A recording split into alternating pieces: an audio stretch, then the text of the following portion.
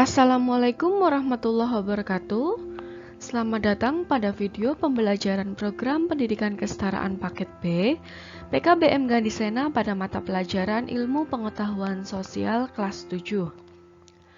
Pada video kali ini, kita akan membahas mengenai modul 3 yang berkaitan dengan bersahabat menuju prestasi.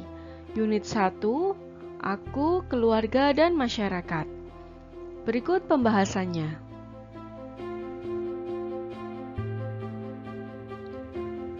Unit 1, Aku, Keluarga, dan Masyarakat. Interaksi sosial. Pengertian interaksi sosial. Interaksi sosial adalah hubungan-hubungan antara orang perorangan, antara kelompok manusia maupun antara orang perorangan dengan kelompok manusia yang dilakukan secara timbal balik oleh kedua belah pihak. Manusia melakukan interaksi sosial untuk memenuhi berbagai kebutuhan pokok seperti sandang, pangan, papan, dan kebutuhan akan ketertiban, kebutuhan akan pendidikan dan kesehatan, serta kebutuhan-kebutuhan akan kasih sayang.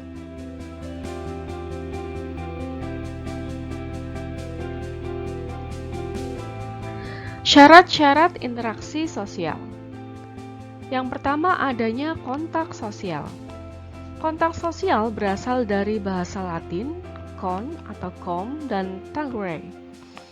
Con atau com artinya bersama-sama, tangere artinya menyentuh. Secara harfiah, kontak memiliki arti menyentuh secara bersama-sama. Kontak juga dapat berupa senyuman.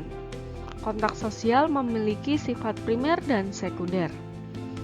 Yang kedua, adanya komunikasi sosial.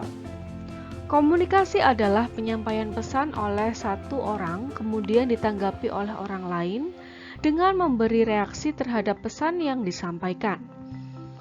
Komunikasi dapat bersifat positif dengan terjalinnya kerjasama antar pelaku sosial.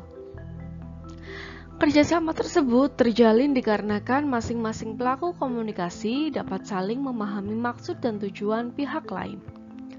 Sebaliknya, komunikasi dapat bersifat negatif karena pelaku komunikasi tidak dapat saling memahami maksud dan tujuannya yang berujung pada pertentangan atau perkelahian. Interaksi sosial yang berupa hubungan timbal balik antar individu, antar kelompok maupun individu dengan kelompoknya. Hubungan melalui kontak sosial dan komunikasi, baik secara fisik atau non-fisik dengan telepon, SMS, dan lain-lain.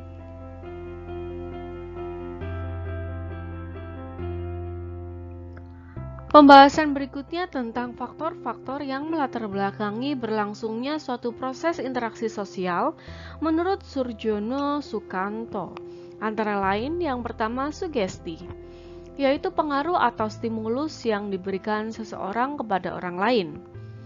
Sugesti dapat berupa pengaruh psikis yang berasal dari dalam diri seseorang karena adanya keyakinan terhadap sesuatu hal dari orang yang dipercayai, baik itu melalui informasi atau nasihat yang diberikan.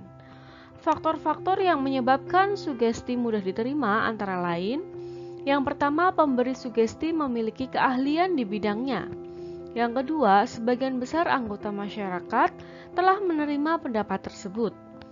Yang ketiga, tidak mampu berpikir dengan baik dalam proses sugesti, sehingga sugesti akan diterima tanpa pikir panjang. Yang keempat, kondisi bingung dan bimbang yang dialami seseorang akibat dari pikiran yang terpecah belah, sehingga mudah baginya untuk tersugesti.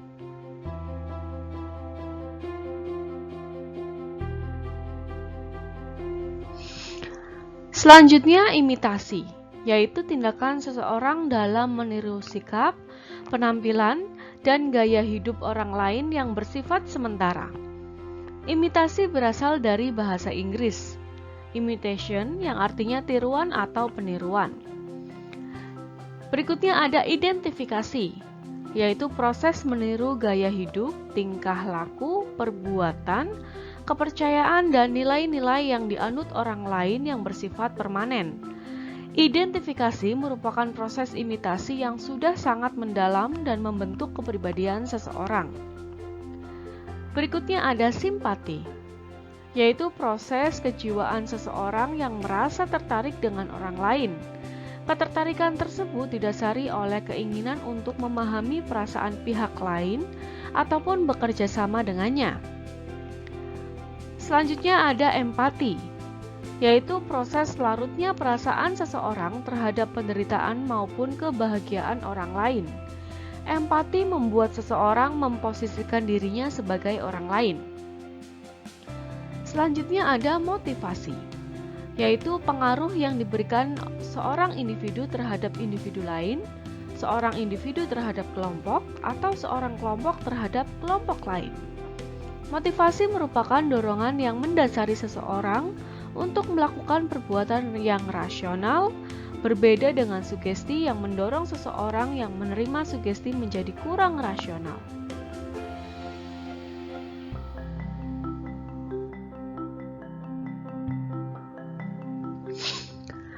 Yang ketiga, aturan berinteraksi, yaitu ruang, waktu, dan gerak sikap tubuh. Dalam kajian sosiologis, ada beberapa aturan mengenai interaksi sosial yang berbeda dengan faktor yang mempengaruhi interaksi yang telah kita bahas di muka. Karp and Yoles menyatakan 3 jenis aturan dalam interaksi sosial, yaitu aturan mengenai ruang, waktu, dan gerak tubuh.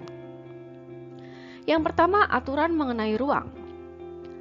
Karp and Yoles mendasarkan teorinya pada karya Edward mengenai konsep jarak sosial. Menurut Hall, dalam situasi sosial yang cenderung menggunakan 4 macam jarak, yaitu jarak intim, jarak pribadi, jarak sosial, dan jarak publik. Yang pertama, jarak intim, sekitar 0 sampai dengan 45 cm. Dalam jarak intim terjadi keterlibatan intensif panca indera dengan tubuh orang lain. Contohnya 2 orang yang melakukan olahraga jarak dekat seperti sumo dan gulat. Apabila seseorang terpaksa berada dalam jarak intim, seperti di dalam bus atau kereta api yang penuh sesak, ia akan berusaha sebisa mungkin menghindari kontak tubuh dan kontak pandangan mata dengan orang di sekitarnya. Yang kedua, jarak pribadi, sekitar 45 cm sampai dengan 1,22 meter. Jarak pribadi cenderung dijumpai dalam interaksi antara orang yang berhubungan dekat, seperti suami istri atau ibu dan anak. Yang ketiga, jarak sosial, sekitar 1,22 meter sampai dengan 3,66 meter. Dengan jarak sosial yang berinteraksi, dapat berbicara secara wajar dan tidak saling menyentuh. Contohnya, interaksi di dalam pertemuan santai dengan teman, guru, dan sebagainya. Yang keempat, jarak publik, yaitu di atas 3,66 meter. Umumnya digunakan oleh orang yang harus tampil di depan umum, seperti politisi dan artis. Semakin besar jarak, semakin keras pula suara yang harus dikeluarkan.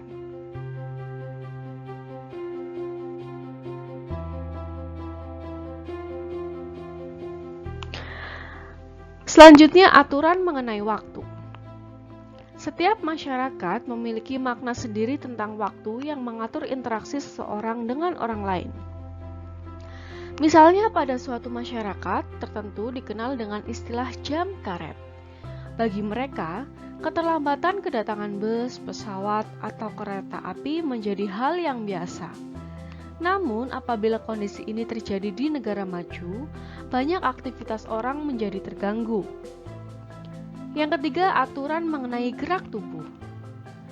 Komunikasi nonverbal atau tanpa menggunakan bahasa lisan maupun tulisan merupakan bentuk komunikasi pertama bagi manusia. Komunikasi ini terkadang disadari atau tidak digunakan seseorang untuk menyampaikan pesan dalam interaksinya dengan orang lain. Contohnya memicingkan mata, menjulurkan lidah, mengangkat bahu, membungkukkan badan atau menganggukkan kepala, mengerutkan dahi, mengangkat ibu jari, dan lainnya. Namun demikian, makna komunikasi ini bisa berbeda antara satu masyarakat dengan masyarakat lainnya. Oleh karena itu, komunikasi nonverbal hanya efektif dilakukan dalam interaksi antar anggota masyarakat yang memiliki pemaknaan yang sama terhadap gerakan-gerakan tersebut.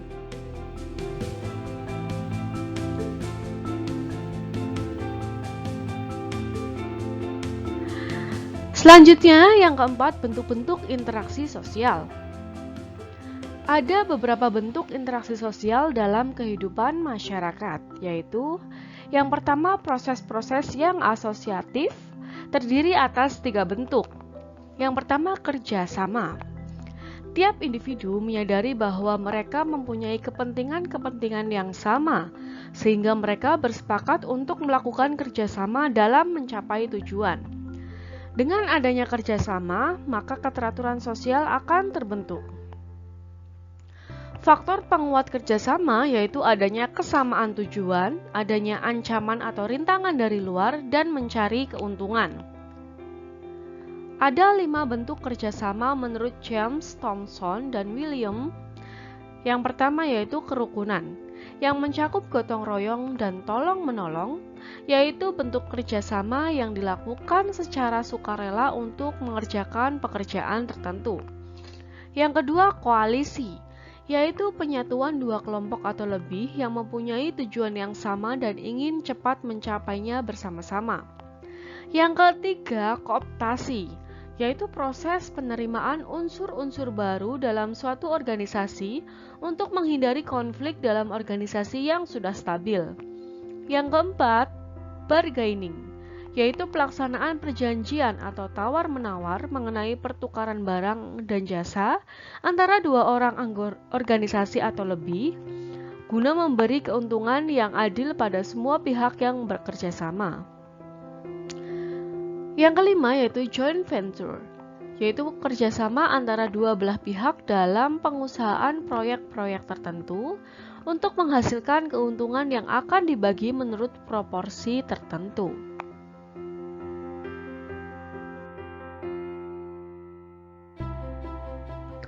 Yang kedua, akomodasi. Akomodasi adalah suatu proses penyesuaian diri individu maupun kelompok yang sebelumnya saling bertentangan sebagai upaya untuk mengurangi ketegangan. Akomodasi bertujuan agar tercipta keseimbangan interaksi sosial dalam kaitannya dengan norma dan nilai yang ada di dalam masyarakat. Bentuk-bentuk akomodasi sebagai berikut. Yang pertama, koersi atau pemaksaan, kompromi, arbitrasi, mediasi, toleransi, konversi, konsiliasi, stalemate, adjudikasi, segregasi, eliminasi, subjugasi atau dominasi, keputusan mayoritas, persetujuan minoritas, gencatan senjata, displacement, dan kerukunan. Yang ketiga, asimilasi. Asimilasi adalah proses sosial yang ditandai dengan adanya upaya mengurangi perbedaan yang terdapat pada beberapa orang maupun kelompok dengan cara menyamakan sikap, mental, dan tindakan demi tercapainya tujuan bersama. Asimilasi terjadi setelah melalui tahap kerjasama dan akomodasi. Kedua pihak yang mempunyai kebudayaan berbeda tersebut berusaha saling menyesuaikan diri sehingga kebudayaan asli mereka membaur dan terbentuklah kebudayaan baru. Yang keempat, akulturasi. Akulturasi yaitu proses penerimaan unsur-unsur kebudayaan asing menjadi bagian dari kebudayaan suatu kelompok dan diolah tanpa menghilangkan kepribadian kebudayaan asli sebagai penerima.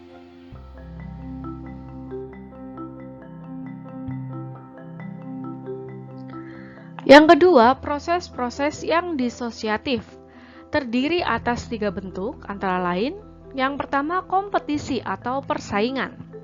Merupakan suatu proses sosial ketika ada 2 pihak atau lebih saling berlomba dan berbuat sesuatu untuk mencapai kemenangan tertentu.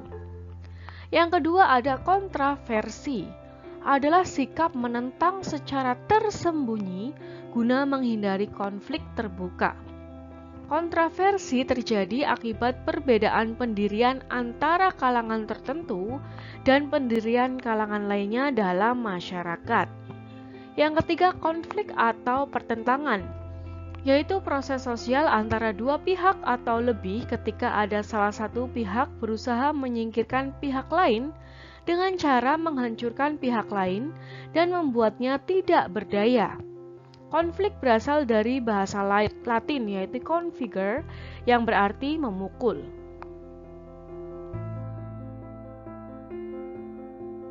Demikian pembahasan mengenai modul 3 unit 1. Kami dari PKBM Gandisana mengucapkan terima kasih. Sampai jumpa pada video-video pembelajaran berikutnya. Wassalamualaikum warahmatullahi wabarakatuh.